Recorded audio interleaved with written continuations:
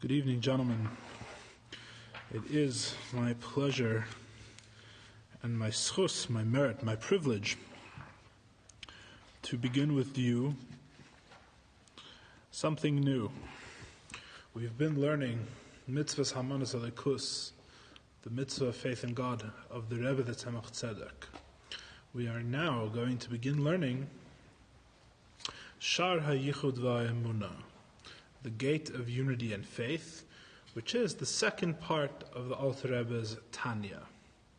The first part is the most commonly studied, Likutei Amarim. The second part begins after that, is 12 chapters long, and it is about, generally speaking, the Alter Rebbe's approach to Jewish theology and Jewish philosophy.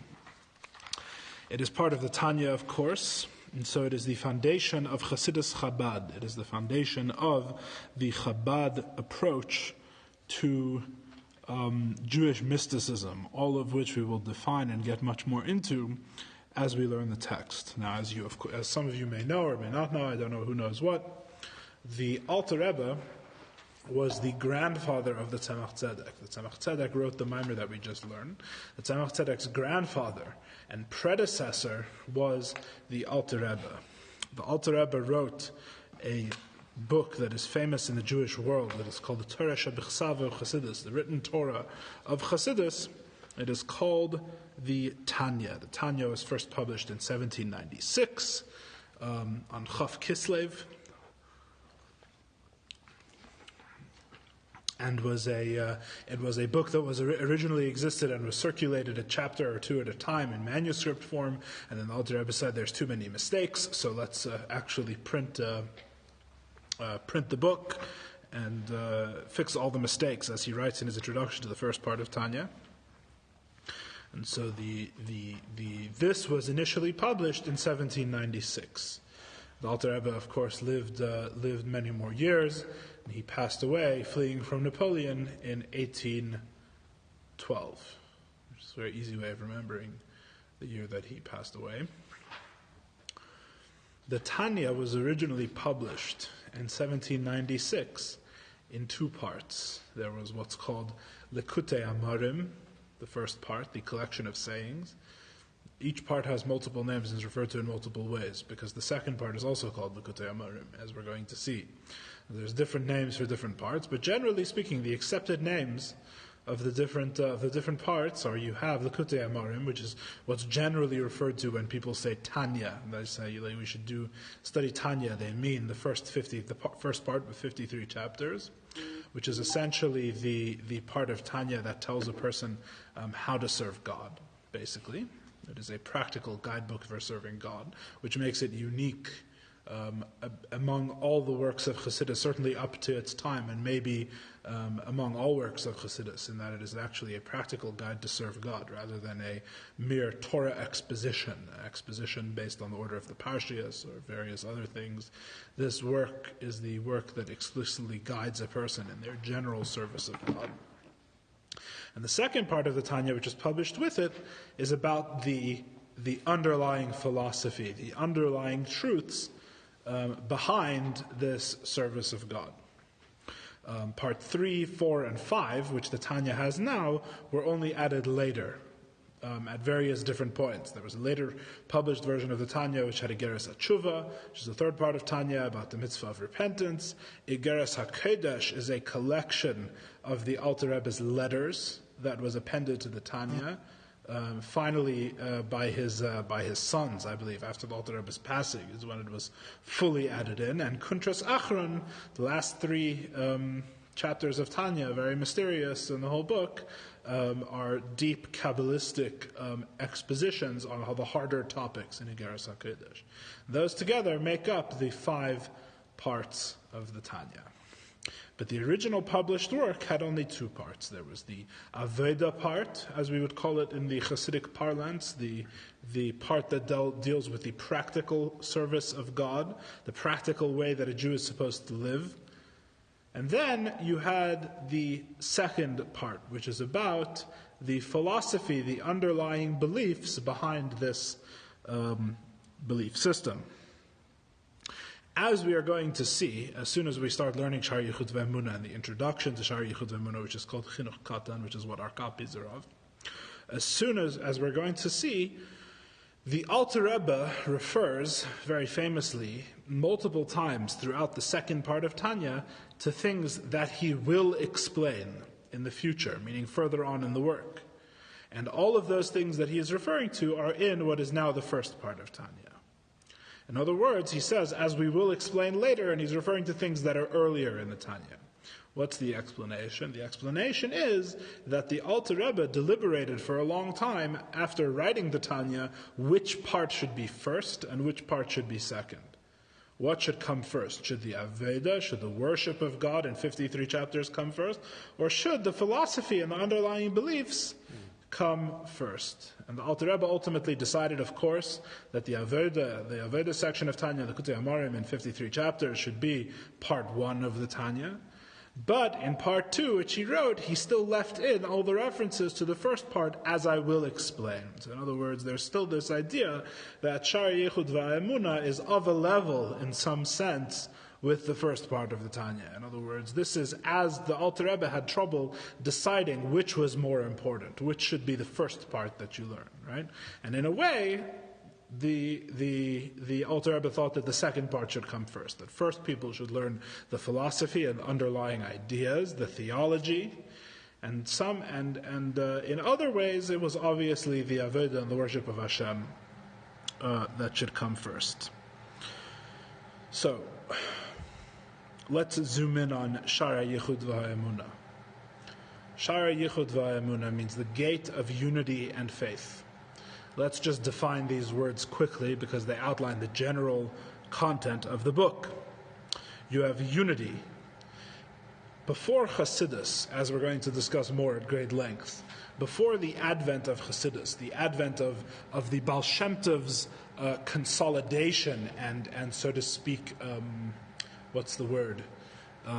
systemization, although the truth is that really the Alter Rebbe, in comparison to the Baal Shem Tov, is a massive systematizer. The Baal Shem Tov was much more free-flowing and terse in his teachings and things like that.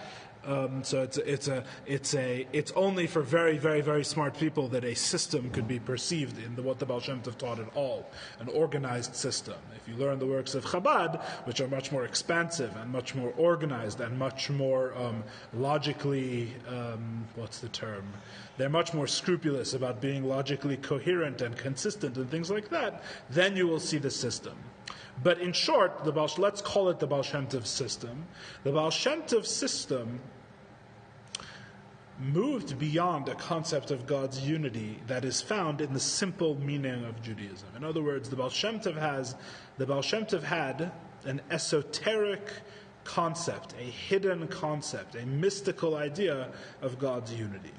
God's unity is a mitzvah in the Torah, according to many opinions, as we mentioned when we learned our previous discourse. But there are many who understand God's unity as the belief that there is only one God, or the belief that God has total control over the world, right? As the famous teaching goes about Shema Yisrael, that Echad refers to one God, and the 7 heavens and the earth, and the Dalet is the 4 directions, that God rules over the universe entirely. The Baal Shem Tov came along and said, all of that is not unity. All of that just describes who God is. Unity is the fact that the world and God are not separate. That's what unity is. Unity is not that there is one God. Unity, Yichud, Achdos Hashem, is the idea that the world and God are not truly separate from one another. And this is the main theme of Shaar HaYichud ve'emunah, chapters 1 through 7. Inclusive, more or less. It talks about Yichud, and as we'll see, as I hope to bring out, my classes are going to be, God willing, based on the classes of Rabbi Yoel Kahn as best as I can for our level and for what we're learning, based on the great teacher of Chabad Chassidus at the Rebbe's Yeshiva in 770.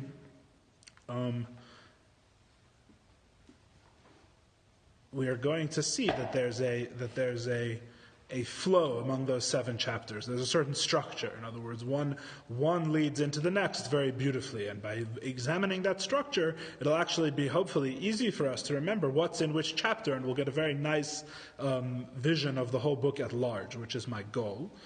So chapters 1 through 7 are about Yichud.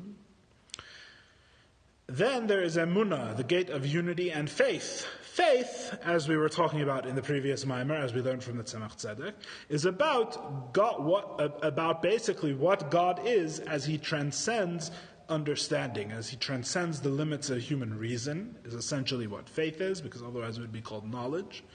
Faith is the connection to God and what we can know about God as He transcends human reason. And this is fundamentally the topic of chapters 8 through 12.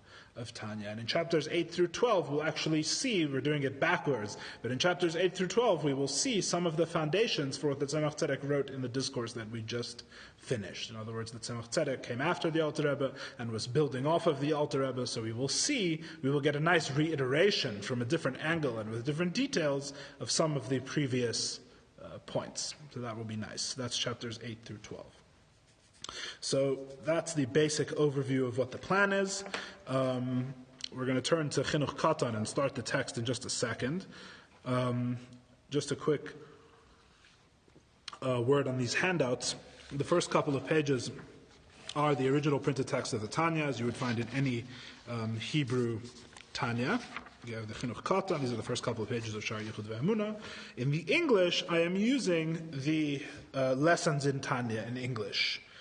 It's a nice interlinear translation. I don't know if I'm going to read everything that it says in the lessons in Tanya. Yeah, that's set, which is also in Hebrew and Shiurim b'Sefer HaTanya. And the lessons in Tanya, I don't know if I'm going to be reading everything that it says or all of the what's the term? All of the commentary and whatnot, but it's a nice thing to have, and if anybody wants to study it in their own time, it's very good.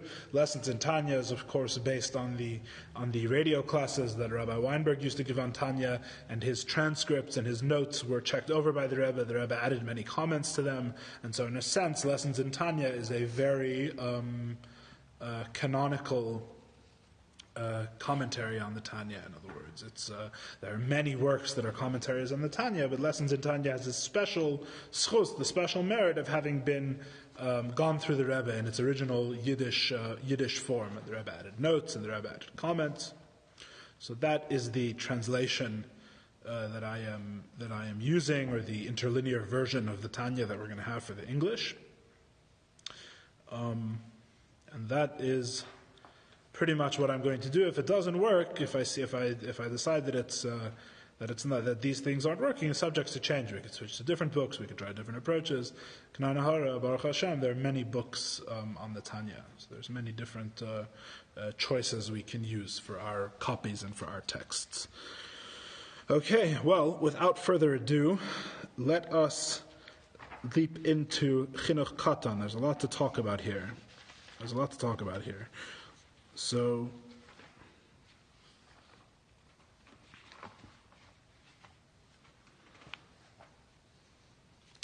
let's do it. All right, it's on page 815 in the Lessons in Tanya pages, which should go in a nice order compared to our previous book that we were working out of. So that'll be nice. We'll go left to right as it keeps going. So that'll be nice. And the Hebrew, obviously, right at the beginning. Likutei Amarim Chelek Sheni, a collection of sayings, part 2, part the second. Hanikra b'shem Chinuch Katan, which is called by the name Chinuch Katan, the education of a child. You may or may not have known this, but this is actually the formal name of that the Alter Rebbe gives, Shaar HaYichud ve'emunah. The second part of Tanya, which we refer to as Shaar HaYichud ve'emunah, which is not made up, because as we'll see, right before chapter 1, the heading says Shaar HaYichud ve'emunah, the gate of unity and faith, but the formal name of the entire work, as it's named here by the Alter Rebbe, is Chinuch Katan. The work is called the education of a child, which is very interesting, right? Because we're going to be speaking about the deep philosophy and theology of Chassidus. This is called the education of a child. And why that is essentially the question that the Alter Rebbe is answering in this introduction. The Alter Rebbe is going to explain why this work explaining the philosophy of Chassidus, the Alter Rebbe's philosophy, the Alter Rebbe's system of understanding God, is called the education of a child. Says the Alter Rebbe, as he says on the opening page of the first part of Tanya, so it may sound familiar. The Alter Rebbe writes, "Melukat mipi svarim u'mipi seifrim kedei she'elyon nishmasei eden," compiled from works and authors. Holy works and authors, may their souls rest in Eden, right? And the tradition among Chassidim is that the works refer to I believe the Rambam and the Maharal and the Shalah, and the authors, the Seifrim that the Alter Rebbe knew, refer to his Rebbes, the Maggid of Mezrich and the Baal Shem Tov, and perhaps also Menachem Mendel of Vitebsk, various Rebbes that the Alter Rebbe had. That's what this refers to as a tradition among Chassidim. Meyusad al Parsha Rishena Shel Kriyas Shema. Founded, this work is founded on the first part of the Kriyas Shema, of the Shema that we read when we say Shema Yisrael, as we're going to talk about more later.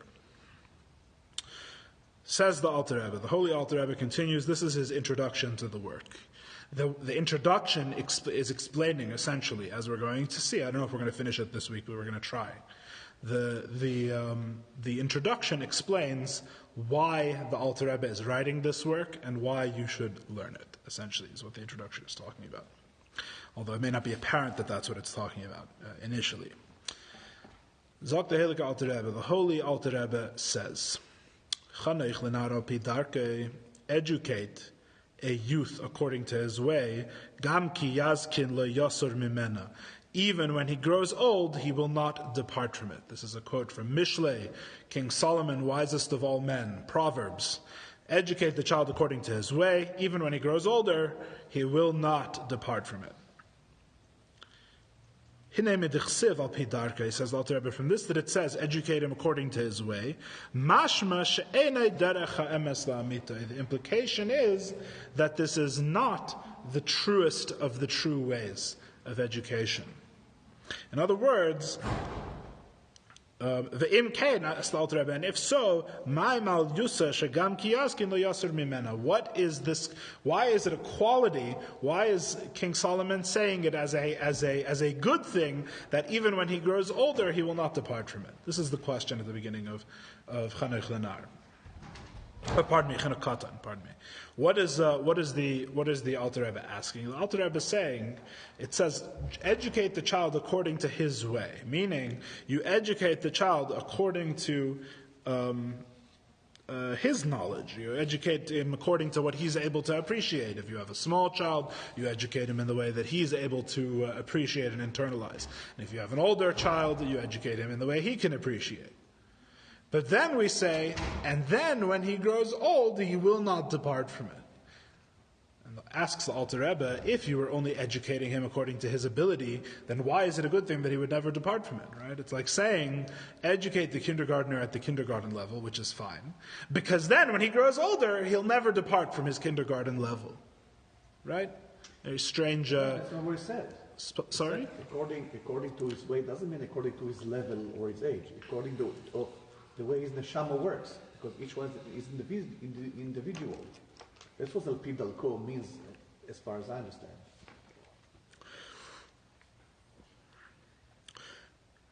The entire verse... His way stays forever. No, because the entire verse is based on the contrast between the child and when he grows old. Right? Chanoich lenar al pi darkei. How do you teach a nar, specifically a nar? How do you teach a youth according to his understanding? Because then when he grows old, he won't depart from it. That's the pshat of the verse. The pshat of the verse is you teach the nar according to his level, as a nar. Right? You teach the youth. It says darko, it doesn't say level. According to the way. I'm just telling you the simple understanding of the verse that the Alter Rebbe's question is based on. I understand correctly. It says, Chanoich lenar, you teach a youth, a young person, according to his way, right? Right. Then when he grows older, he won't depart from it.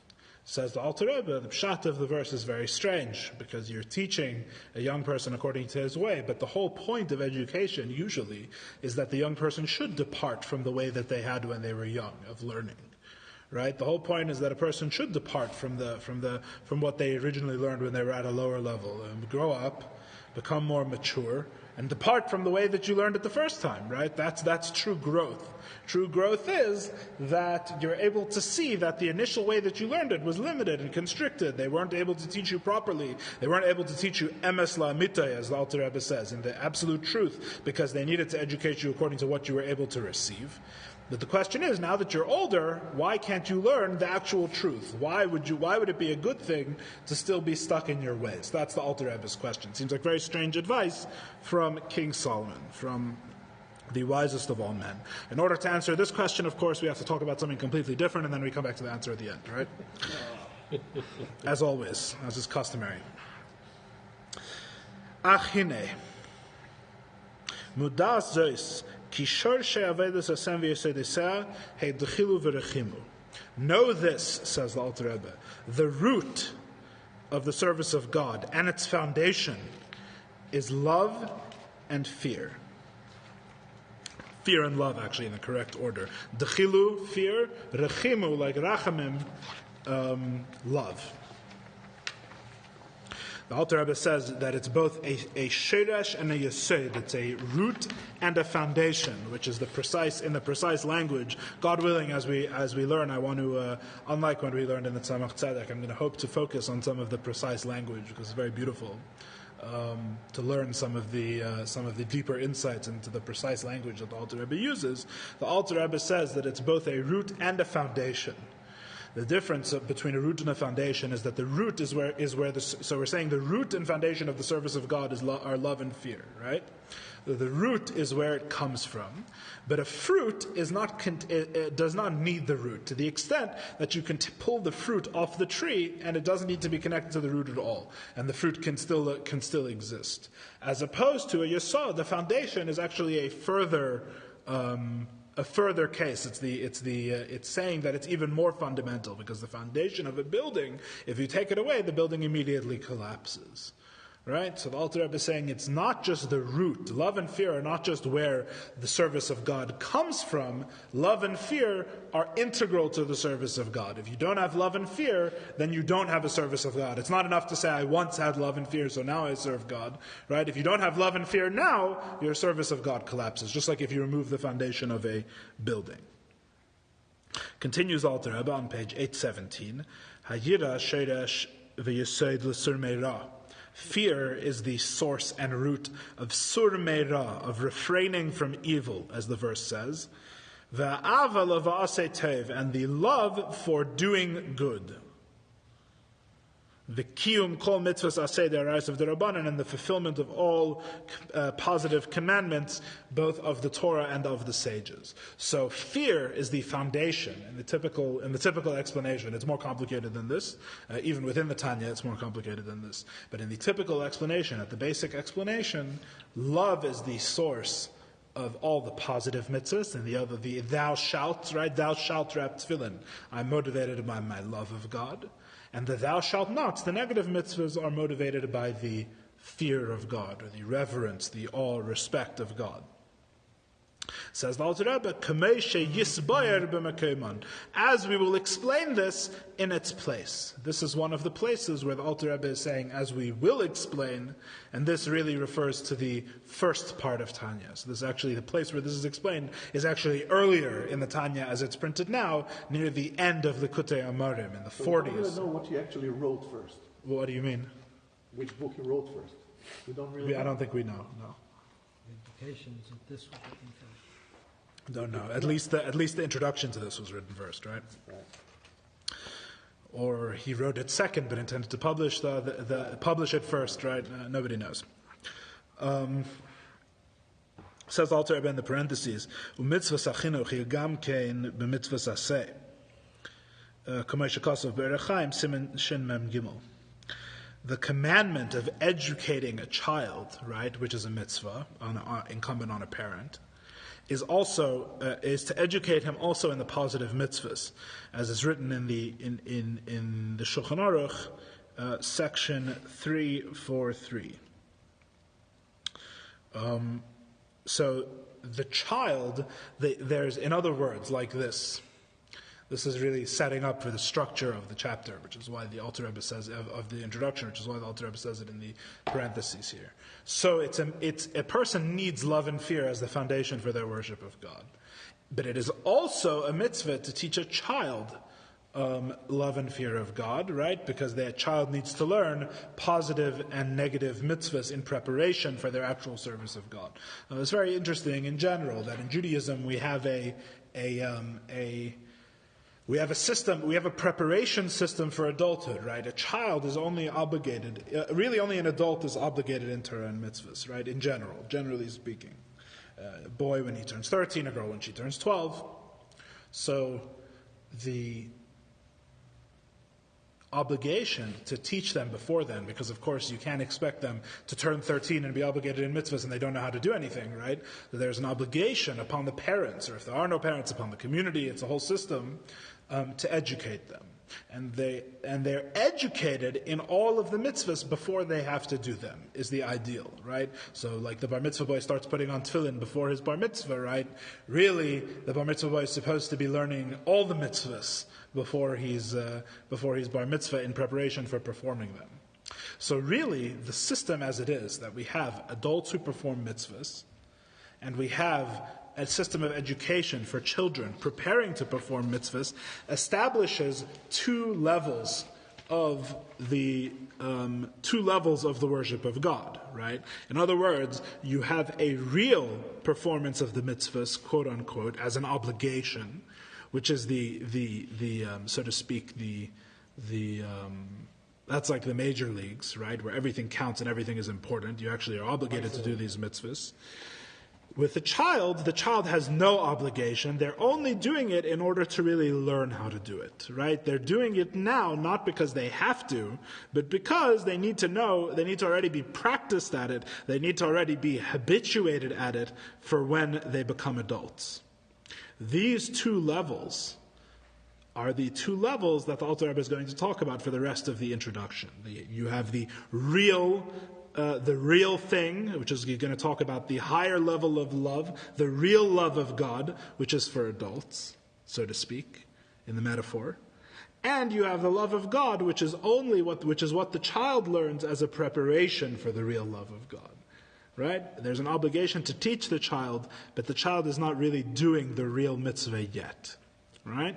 These correspond to the two levels of love of God that the Alter Rebbe is about to talk about. Vehine.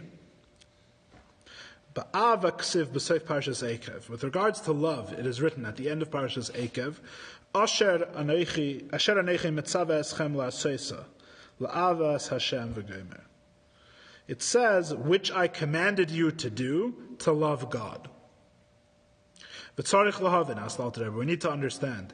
Eich shayich loshen asiya gabe ava shebelev. How can you say that God commanded us to do love of God, right? Love is something which is in the heart, it would seem. How can there be a commandment to do love, right? Because it's what's called in the language of the Gemara a mimah nafshach. Either way you have it, it doesn't make sense. Because if love is something that's natural to the heart, right, that comes naturally to a person, why do you love chocolate ice cream? What do you mean, why do I love it? I love it, right? So it comes naturally to the person, so then there's no action to do. Right? And if the love does not come naturally to the person doesn't have a natural love of God, how can you command love? Right? I can't tell you to love chocolate if you hate the flavor, right? Or love vanilla or whatever flavor you don't like, right? You can't command love, it would seem, right? It's actually a famous classic question on Torah. It goes back with many answers, many generations. What does it mean, that I commanded you to perform love? Right? Either you have it or you don't, it would seem. Love is a thing in the heart. Right? Can't command do love, perform love. That's the question. What's the commandment to do love? The Alter Rebbe is going to answer according to the Maggid, his teacher, the Maggid of Mezrich, as we're going to see. Page 819 at the top. Does anyone have any questions so far? Quick ones. The idea is, the explanation is as follows. There are two types of love of God. Ha'achas, hiklois hanefesh betiva el beira. The first is the yearning of the soul by its nature for its creator. Kasher, which is felt when? Kasher tisgaber nefesh hasichlis ala chemer, when the intellectual soul conquers, prevails over the materiality of the body. V'tashbilu v'tachniehu tachtea. Subdues it and subjugates it. Azeh tisloi v'sislohet b'shalheves ha'ela me'aleh. Then he will become inflamed and passionate with a love that blazes on its own, that blazes forth of its own accord.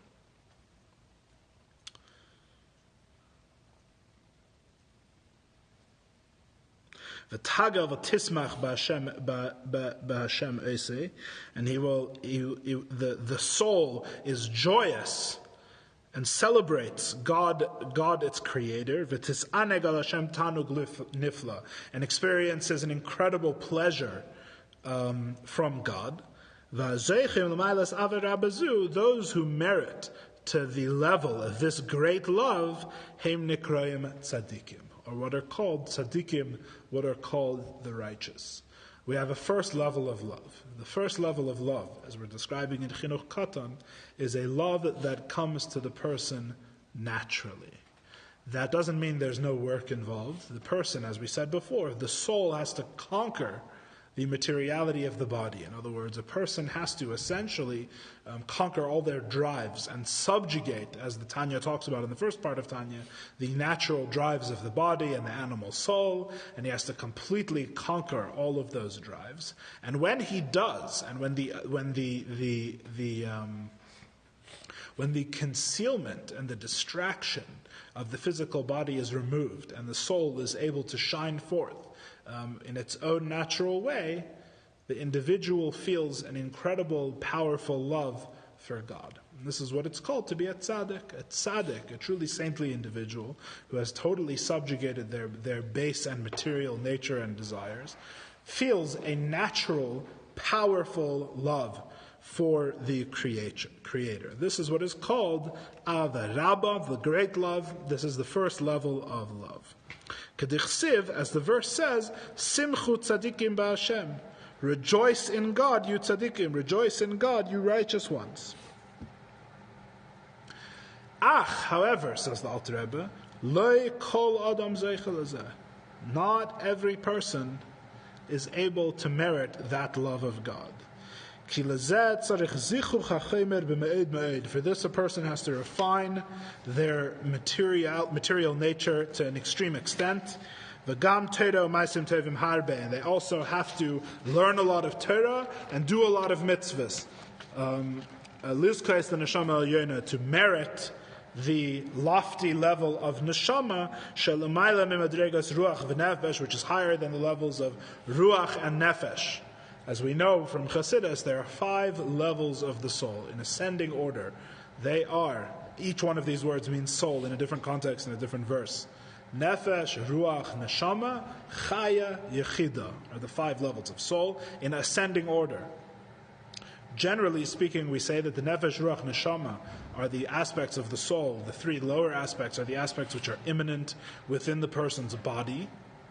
And the Chaya Yechid are the parts of the soul that remain above, generally speaking. But in a more specific context, you can also say that same division exists within the lower 3 parts. You have Nefesh and Ruach, which are the 2 lower types of soul that a person experiences in a revealed way. And you have Neshama, which is the highest of the 3 and is more removed and less physical. Says the Alter Rebbe, it is really only the tzaddik who, through the refinement of his body and the performance of mitzvahs and the learning of Torah, is able to merit that his neshama aspect, the neshama aspect of his soul, should be revealed. He should be in touch with this aspect of his soul, this level of his soul, which allows him to have this connection with God. As is written in the famous work, Reishis Chochmah, the Gate of Love. So that is the first type of love. The first type of love is the important things to note about the first type of love, two things. Number one, it's natural. It's a love that arises from the soul itself when you remove all of the distractions and the concealments of the animal soul and physical desires in the body. That's the first thing. The second thing is that the first love is not something that everyone attains. The first love is not something that is produced because it is not something which is an outcome of your work, but rather is the natural shining forth of the soul. This level of love is not something which everyone achieves. It takes a lot of work to reveal it, and even then it is something which it says here, you're zeicha to. It's something which you merit from God. In a sense, it's a reward, it's a gift from God. In a sense. It's not something that you work towards and achieve. You work towards refining your body and doing Torah and mitzvahs and all of these things, and God grants you this revelation of your soul. He allows that aspect of your soul to become revealed, and you have this powerful love of God that tzaddikim have. V'hashniya, the second love, hi'ava shekol adam yuchol la'agia aleh, is a love that every man can attain, sheyizbeinen heitev be'umke de liba, when he contemplates well in the depths of his heart. He thinks about at great depth.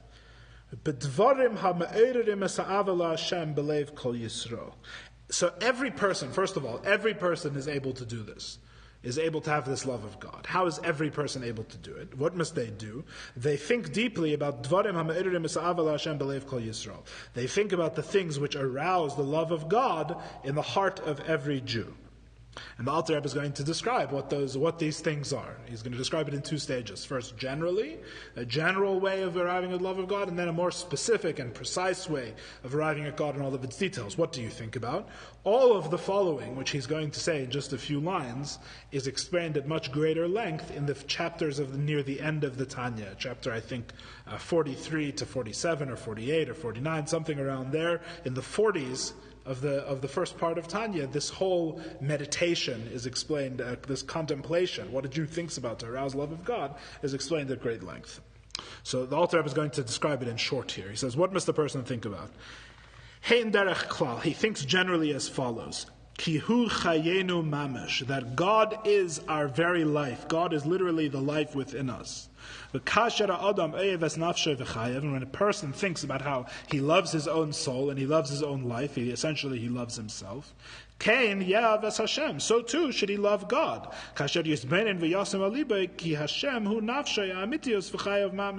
When he contemplates and thinks about how God is his soul and his true life, literally. In other words, when you realize that what you are and what makes you alive at every moment is actually godliness, this brings to a love of God. As the Zohar writes on the verse, you are my soul, I desire you. And a person can think in even more detail. That's the general contemplation that brings the person to the second level of love. There's also a more specific contemplation. When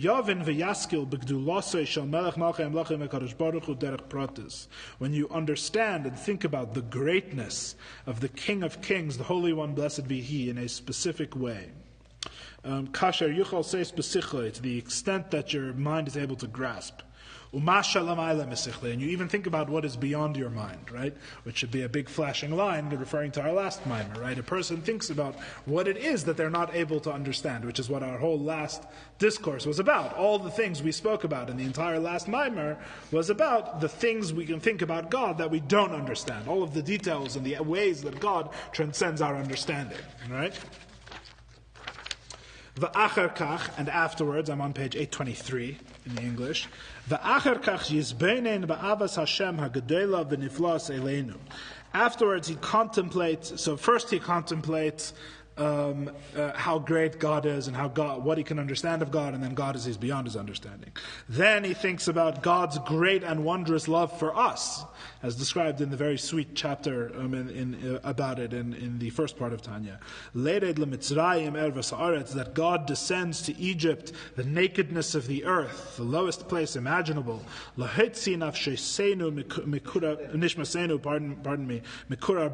To take out our souls from the iron crucible, Shehu asitra achra, the other side, from the side of negativity, the side of evil. Rahmanu litzlan, God forbid. May God help us. Lekarvenu elav, ledabkenu b'shmei mamish, to draw us closer to Him, and to bind us to His very name. V'hu shmei echad, and He and His name are one. So in other words, God comes to an incredibly low place, and He lifted us up to draw us close to Him, and He gave us the Torah, and He brought us God essentially drew us at a point where we were absolutely abhorrent, and He nevertheless came and He took us out from Egypt, and He drew us close to Him. The Hainu, meaning, he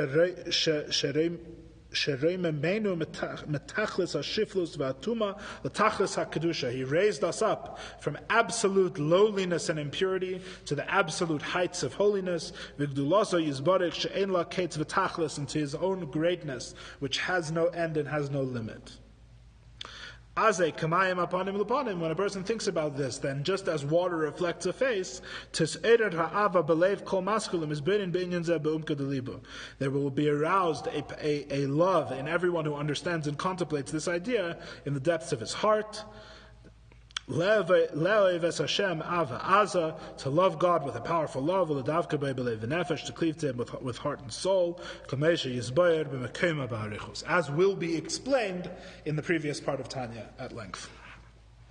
That is the second love. So the second thing, the two things to note about the second love.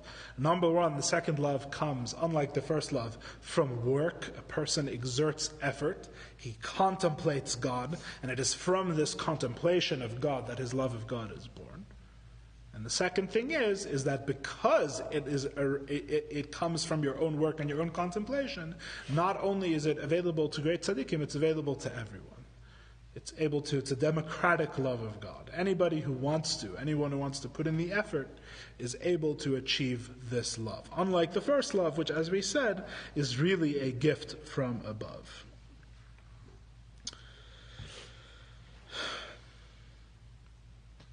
V'hinei, inyan avezu, this second love, Ratza Moshe Rabbeinu olav v'shalom. Moshe Rabbeinu, Moses our teacher, peace be upon him, desired Lita B'lev Kol Yisrael, to plant in the heart of every Jew, B'parsha V'ata Yisrael, as he said, and now Israel, now Jews.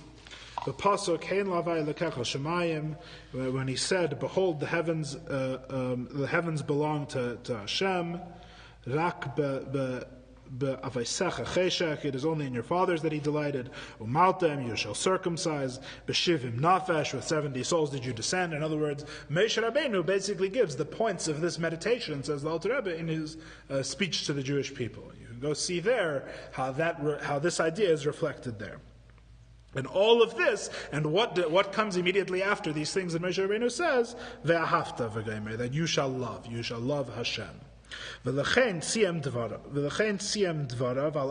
therefore he said about this love, Asher anechi metzave eschem la'asesa. That's why it says that I have commanded you to do. We're answering our question. How can it be that we are commanded to do love of God? Love seems to be either something that you have or you don't have.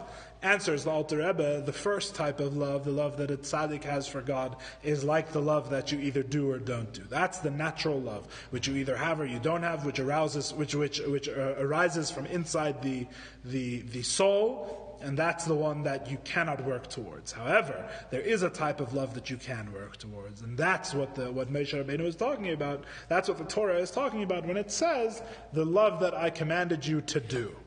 Right? There is an action. You can do actions that bring to love of God. Ava asuya belev al yedei habina v'hadas b'dvarim ha'me'irim esa'ava shehi. This refers to a love which can be made, which can be created within the heart, through the understanding and knowledge of things which arouse this love. And that is why Moshe Rabbeinu first commanded, he says, these words which I'm commanding you today should be upon your heart, that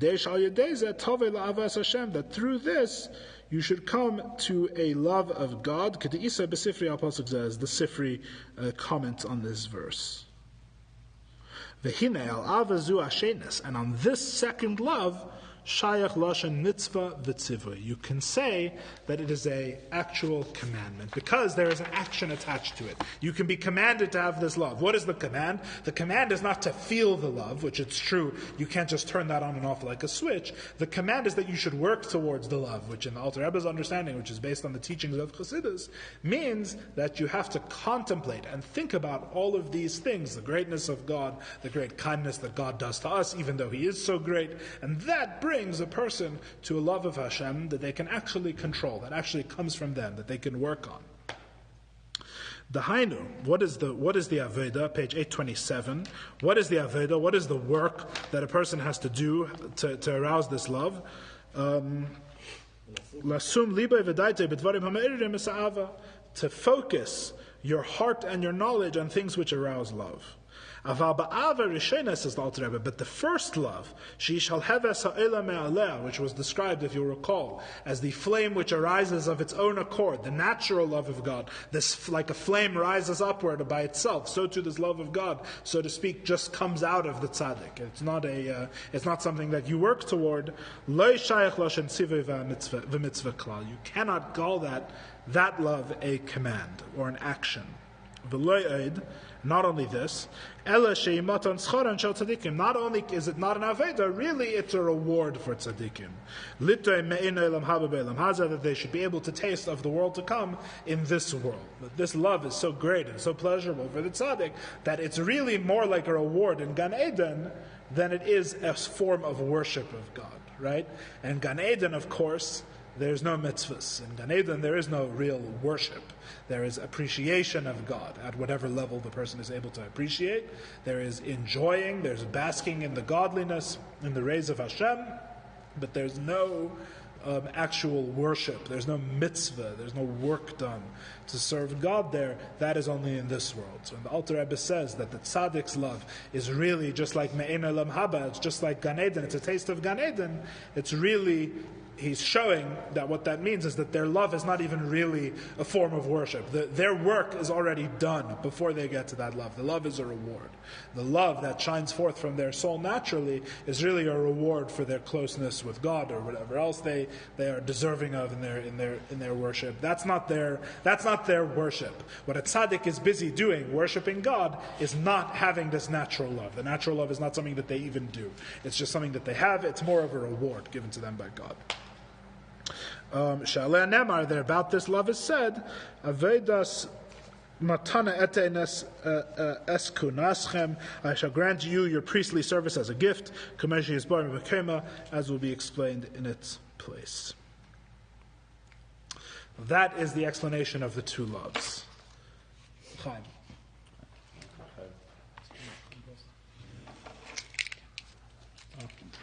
Now, the Alter Rebbe is going to explain. Now the Alter Rebbe is going to explain the answer to the question we asked before, which is about the education of the child in his way. As you recall, I said that there's two types of the service of God. There's the way the child serves as a preparation for the way the adult serves. Right? These two ways really correspond to these two forms of love.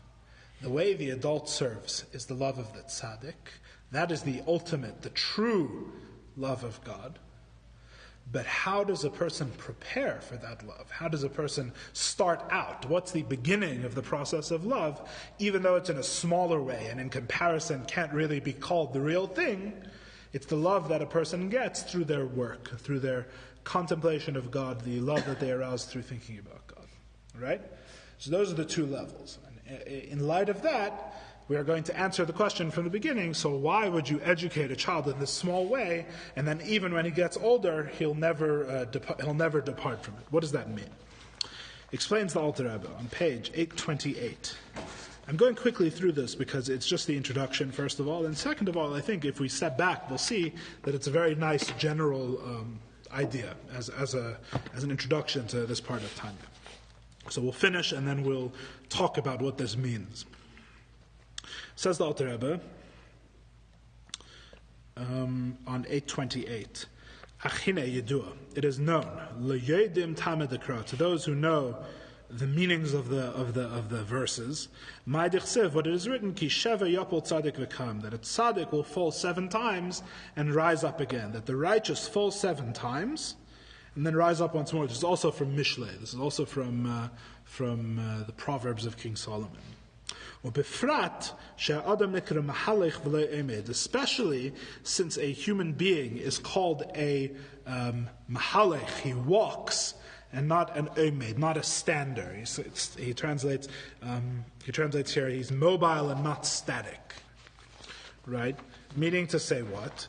A human being in this world is constantly moving from level to level. He's constantly either ascending or, God forbid, descending. A person is never still. A person is able to change, which is really, as explained in Chassidus, one of the fundamental qualities that's different in our world than in all the other worlds. In all the other worlds, an angel is a stander.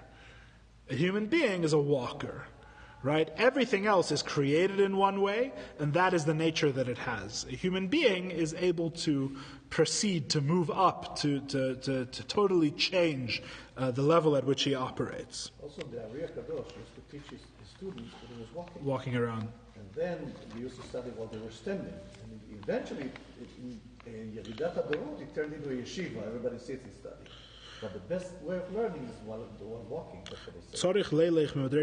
A person has to go from level to level, and not to stand forever at the same level. So what does it mean that tzaddik, even a righteous person, rises up, falls 7 times but still rises up? Explains the Alter Rebbe. Between each level,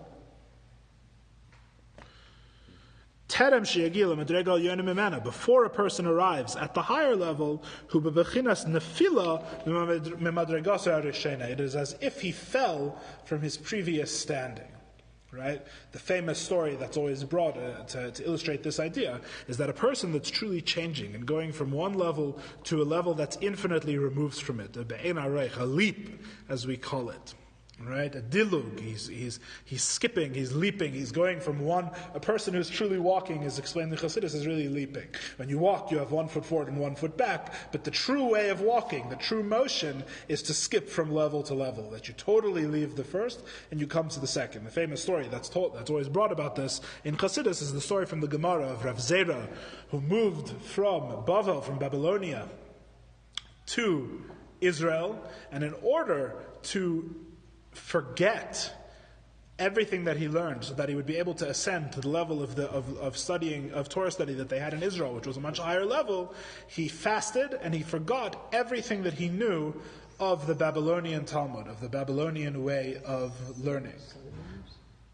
For days, he fasted for many days, and he forgot everything that he learned in the Babylonian Talmud in order that he would be able to learn the Jerusalem Talmud. The famous question is, why would he need to fast to forget? Can't you just add in your knowledge? And the answer is that if a person is truly progressing to new heights and to new levels, you can't just have the old knowledge and then just add on to it. You have to forget what you knew first and then become something new. You have to go from a yesh to an ayin to a yesh. You have to go from something to nothing to become something again. And this is the true way of spiritual progress. And that's what this is really describing. It's not that the tzaddik falls, God forbid, from being a tzaddik.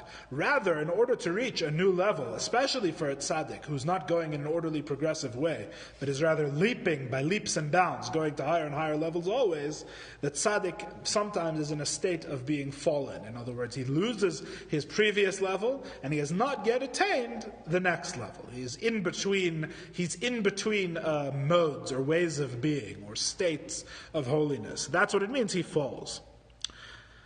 Though he falls, he shall not be utterly cast down, it says. It's only called falling in comparison to his previous level. It's not called falling compared to other people, God forbid, to all other men. In other words, he's still a tzaddik, he's just not at his previous level. Certainly a tzaddik is above most men in his worship. Because there remains in him a remnant, a trace of his previous state.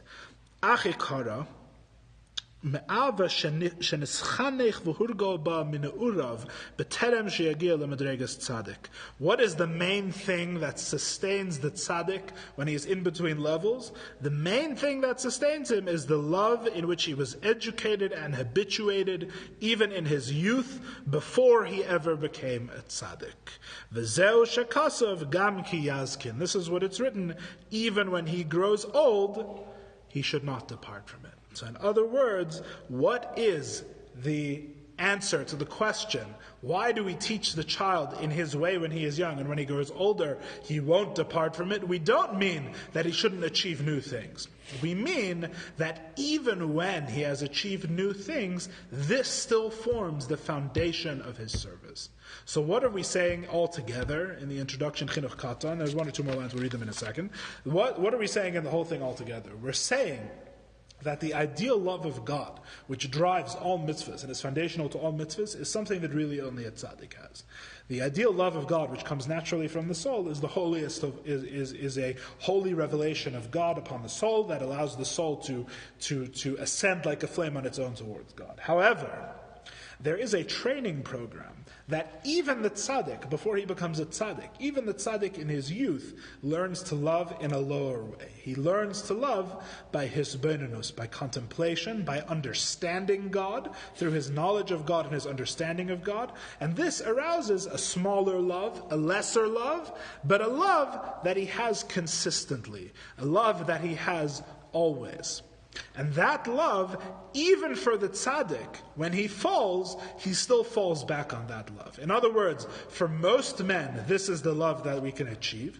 And even for tzaddikim, they still need this love when they fall, when they're in between levels in their spiritual progress. When that natural love may be concealed from them temporarily, they still fall back on this education. Yeah, like the spare tire, exactly. So that's what King Solomon is saying, that you educate a child in his youth according to his way, in this, that the basic lower level of love is attained by everyone, and then even if he grows old, even if he becomes a tzaddik, he still won't depart from it. He'll still have that in his back pocket. He'll still have that ability.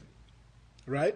And says the Alter Rebbe in the last line of Chinuch Katan, the last line of the introduction, he says, Vehine, reishis hadvarim me'erim ha'avava yira, the beginning of all things that arouse love and fear, ve'yesedon, and the foundation of love and fear, hi ha'emuna ha'tohera v'ne'emana be'yichudoi v'achdusa, is the faith, the pure faith, the pure and trustworthy faith in his unity and his oneness, yisbarech v'yis'aleh, may he be blessed and may he be exalted. So in other words, the Alter Rebbe is writing in the introduction that we are going to learn philosophy about God. We're going to learn the Alter Rebbe's approach to theology and the nature of God. Why are we going to learn it? Because this is the foundation to the love of God for most people. And in fact, this information is even something that tzaddikim need to learn. This information is because when they fall and their natural love runs out and they're in between states, right? Even they can rely on the love which comes of the contemplation of God. So why are we learning all of this? We're not learning all of these 12 chapters in this class for pure informational purposes. We are learning them to use in our quest for the love of God. Now, here's the question at the end of the chapter here. We'll finish with this idea. The question here at the end of the introduction that is asked is, why is this love, which comes from contemplation, something that the tzaddik always has, as opposed to his natural love? In other words, why is that their nature? Why is it the nature of the natural love, so to speak, that it is inconsistent, that sometimes it goes away, But the education from youth, so to speak, what a child learns, what we, in other words, what we're about to learn in Shaar HaYichud ve'emunah, the nature of God and the love that's based off contemplation. Why is that a love that is consistent within the person? Rav Hillel Paritcher, great tzaddik and chassid of the Alter Rebbe, he wrote Sfarim on Chassidus, and he gave a metaphor on this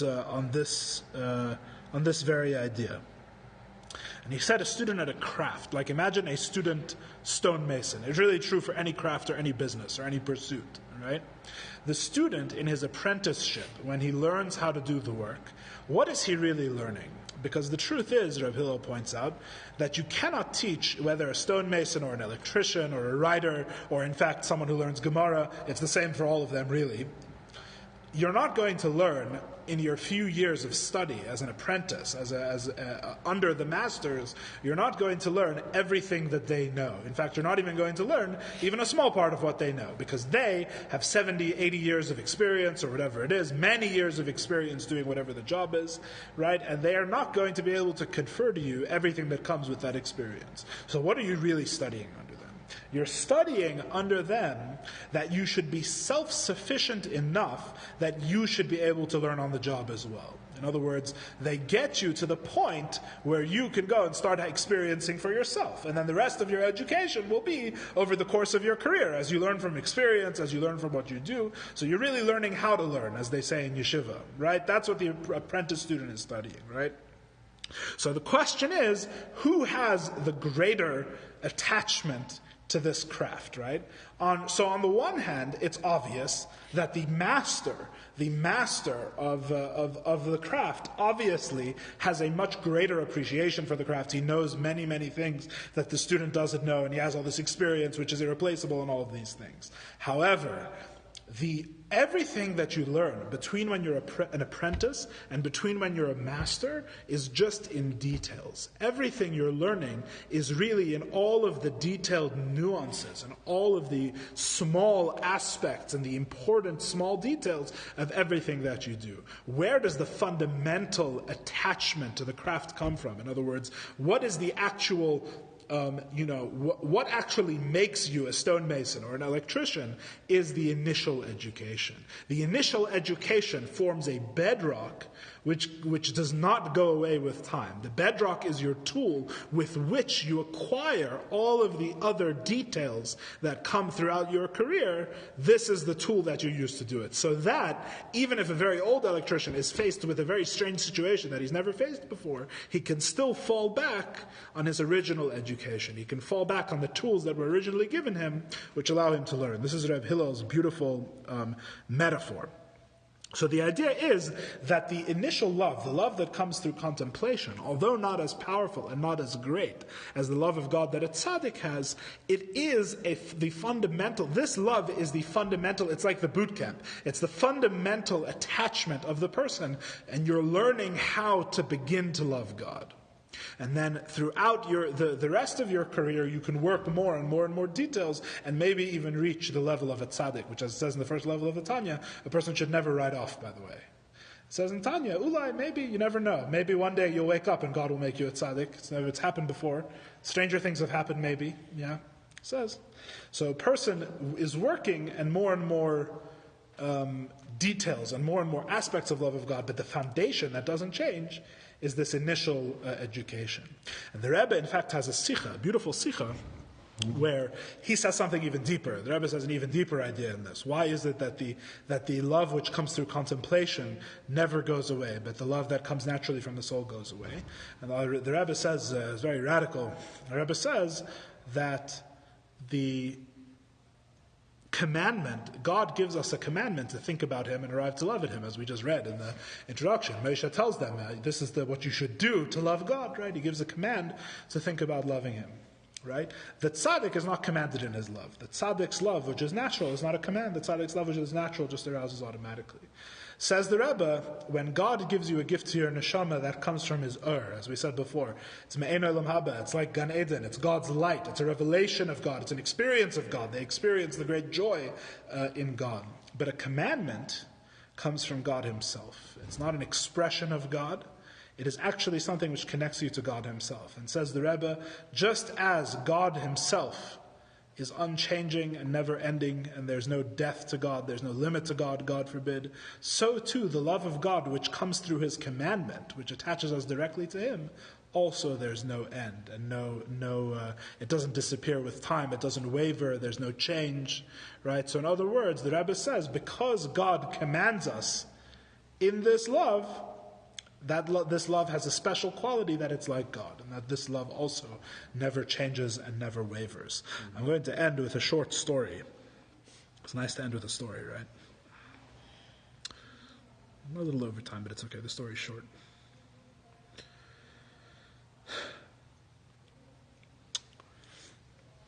As we're going to see, it's very much emphasized in Chassidus Chabad, this whole idea that you can attain this love of God and this understanding of God for yourself.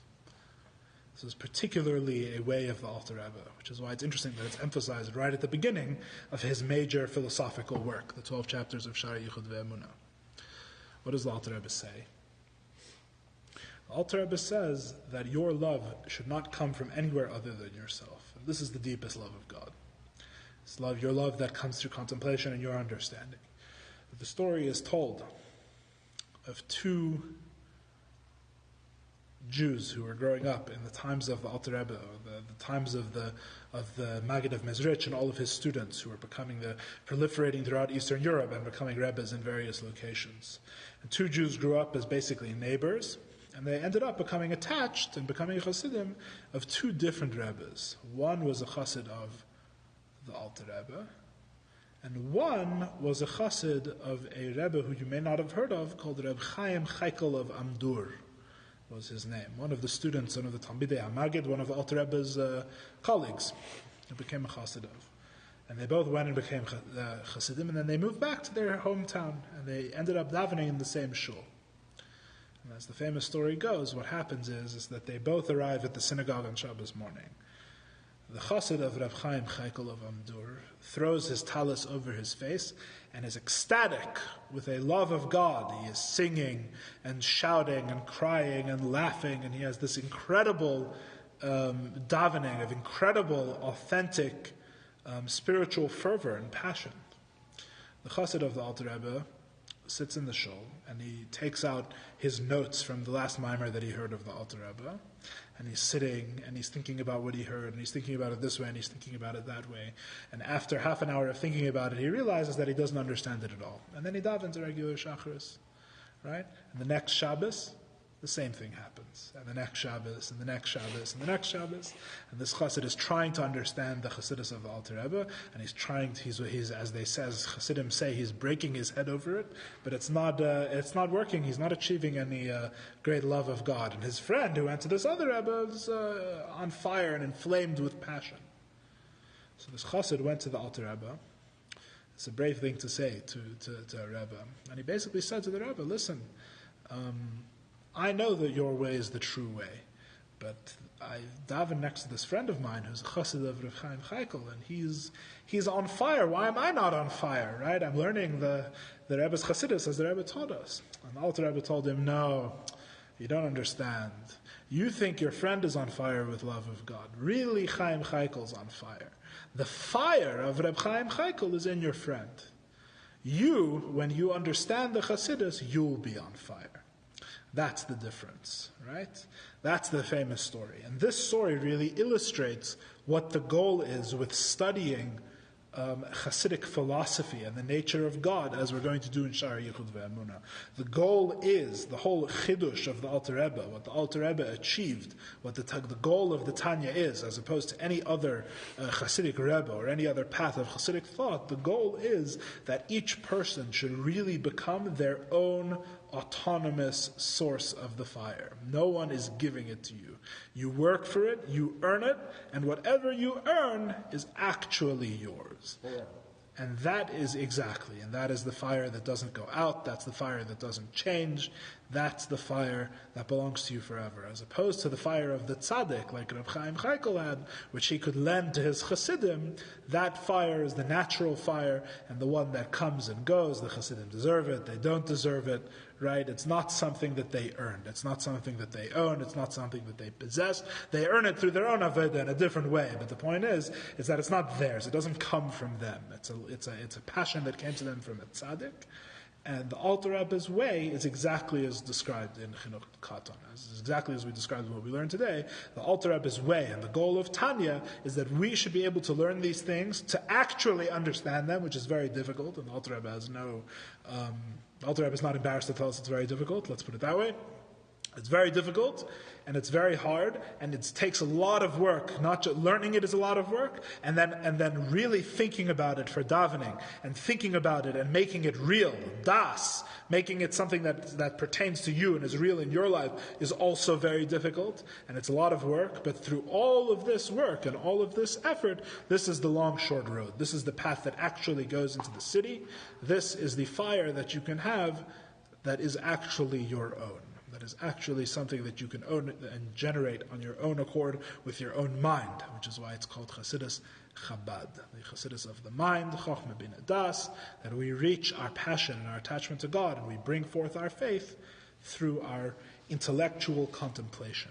And that is really what we are here to begin to learn to do, where the information we need to be able to do that is contained within the 12 chapters of Shaar HaYichud Ve'emunah, which, God willing, we will start chapter 1, and definitely not finish chapter 1 next week, God willing.